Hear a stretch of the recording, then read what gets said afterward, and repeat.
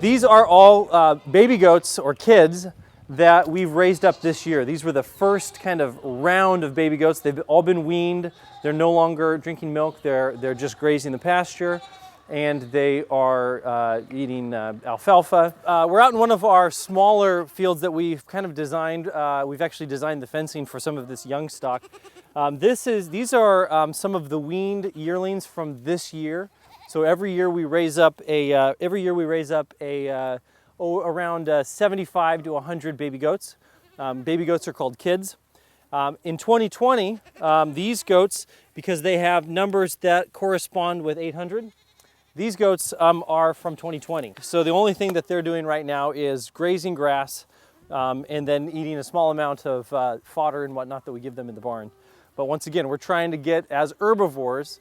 Herbivores were meant to eat herbs. They were meant to eat grass. They were meant to browse, that kind of thing. And that's what these goats are good at, and that's what we're trying to train them from a very early age to do. And behind me, right behind me, there's actually a fence right here. We have some goats that are what we call dry animals. Dry animals are animals that have not yet given birth, and so they're not being milked. And so they're in the dry barn, which is this lower barn. If they were raised last year, they would have a 700 level number. If they were raised the year before that, they would have a 600 level number.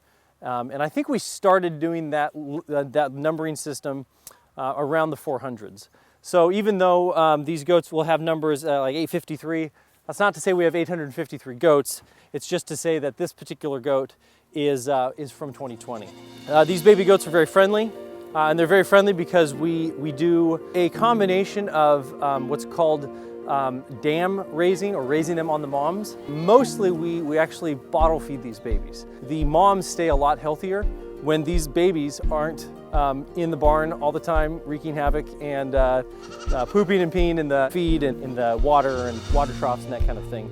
So from a management standpoint, raising these goats on the bottle has been something we've recently done in the last 2 to 3 years and have had good success with it.